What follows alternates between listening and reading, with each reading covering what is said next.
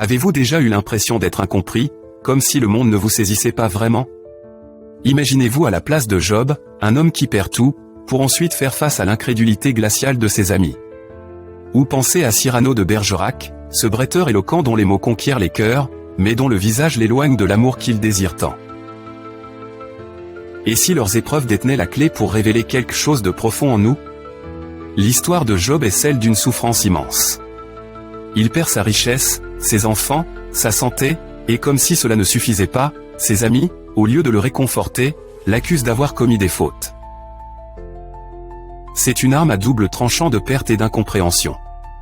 De la même manière, Cyrano mène une bataille sur deux fronts, son amour non partagé pour Roxane et l'incapacité du monde à voir au-delà de son apparence pour découvrir l'âme noble qui s'y cache. Tous deux sont pris dans une lutte incessante contre des forces qui semblent insurmontables. Mais y a-t-il plus dans leur bataille qu'il n'y paraît? Réfléchissez à ceci, les lamentations de Job ne sont pas simplement des cris de désespoir. Elles résonnent comme le combat éternel de l'humanité face à des obstacles insurmontables. Il dit, « Dieu m'a livré aux impies et m'a abandonné aux mains des méchants ». C'est comme si Job ne luttait pas seulement contre des forces extérieures, mais qu'il menait aussi une guerre intérieure, un combat contre l'essence même de son existence. On pourrait en dire autant de Cyrano qui, dans ses derniers instants, affronte le mensonge, le compromis, le préjugé, la trahison et la folie. Ce ne sont pas seulement des ennemis extérieurs, mais des reflets de son agitation intérieure. Et si ces luttes ne concernaient pas seulement la survie, mais aussi la création? Le livre propose que cette lutte incessante pourrait être accompagnée par le fracas de la création, comme si quelque chose de merveilleux et mystérieux était forgé dans les profondeurs de l'inconscient. Cette idée résonne avec la notion que la création naît souvent du chaos et du conflit. C'est un thème qui traverse de nombreuses grandes œuvres d'art et de littérature. Se pourrait-il que les épreuves de Job et de Cyrano soient une métaphore du processus créatif lui-même? Le lien entre la souffrance et la création n'est pas nouveau. En réalité, il est profondément ancré dans notre imaginaire collectif. Pensez à Le Paradis perdu de Milton, où la chute de l'homme entraîne la création d'un nouveau monde. Ou encore au mythe de Prométhée, qui endure une punition éternelle pour avoir apporté le feu, symbole de connaissance et de création, à l'humanité. Ces histoires laissent entendre que la souffrance et la création sont indissociablement liées, qu'une grande douleur peut engendrer une grande beauté. Mais pourquoi en est-il ainsi? Peut-être parce que la souffrance nous oblige à affronter les recoins les plus profonds de notre être. Cela enlève le superficiel et dévoile la vérité brute et sans filtre de qui nous sommes vraiment. Dans cet état de vulnérabilité, nous sommes plus réceptifs à l'inspiration, plus à l'écoute des murmures de notre inconscient. C'est comme si la lutte elle-même était une forme de purification, une étape incontournable dans le processus créatif. Cette idée est magnifiquement illustrée par l'histoire de Mademoiselle Miller qui, à l'âge de 15 ans, a été fascinée par le concept de l'idée créant spontanément son propre objet. Elle a passé une nuit blanche à réfléchir à sa signification, preuve de la puissance des idées pour éveiller notre créativité.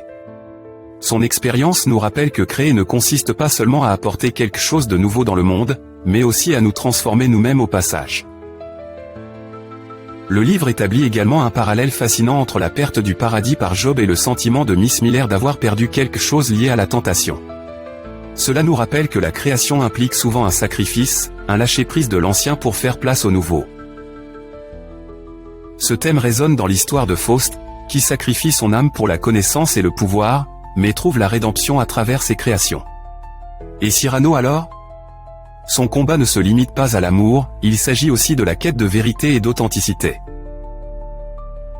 Dans un monde rempli de tromperies et de compromis, Cyrano se dresse comme un phare d'intégrité, refusant de renoncer à ses idéaux.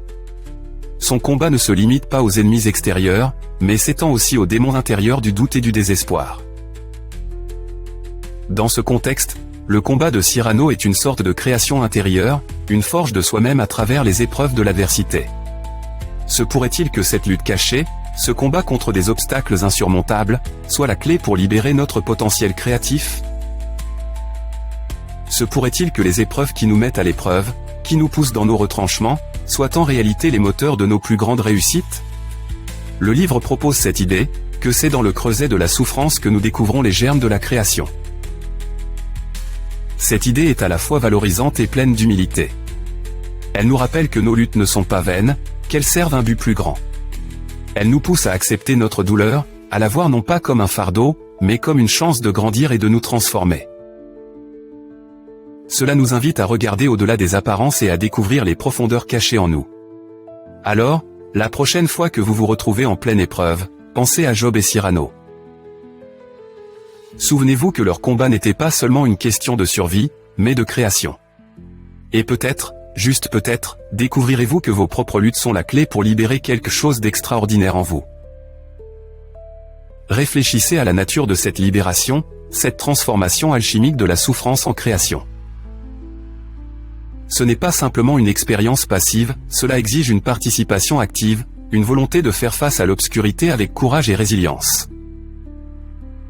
Au cœur de ce creuset, nous découvrons l'essence même de l'esprit humain, cette volonté non seulement de survivre, mais de se surpasser. Prenons, par exemple, l'histoire de Frida Kahlo, dont la vie a été marquée par la douleur physique et les tourments émotionnels. Son art est devenu une tapisserie vivante de sa souffrance, chaque coup de pinceau témoignant de sa capacité à transformer la douleur en beauté. Kahlo a un jour déclaré « Je me peins moi-même car je suis souvent seul et parce que je suis le sujet que je connais le mieux ». Ses autoportraits ne sont pas seulement des reflets de sa réalité extérieure, mais des explorations de son monde intérieur, où la souffrance et la création s'entrelacent. Cet enchevêtrement se retrouve également dans le parcours de Vincent van Gogh. Ses luttes contre la maladie mentale et la pauvreté étaient profondes, mais elles ont alimenté sa quête incessante d'expression artistique. Les ciels tourbillonnants et les champs vibrants de Van Gogh ne sont pas de simples paysages, ce sont les reflets de son tourment intérieur et de sa passion ardente. Dans une lettre à son frère Théo, il a écrit « J'ai mis tout mon cœur et mon âme dans mon travail, et j'y ai perdu la tête en chemin ». Ici, nous découvrons l'équilibre subtil entre la création et la folie, où les frontières s'estompent et l'art devient un passage vers l'indicible. Le processus de création à travers la souffrance ne se limite pas aux arts.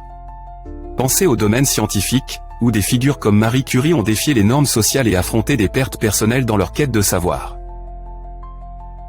Le travail révolutionnaire de Curie sur la radioactivité, pour lequel elle a subi des dommages physiques et porté le poids du veuvage, a transformé notre compréhension du monde naturel.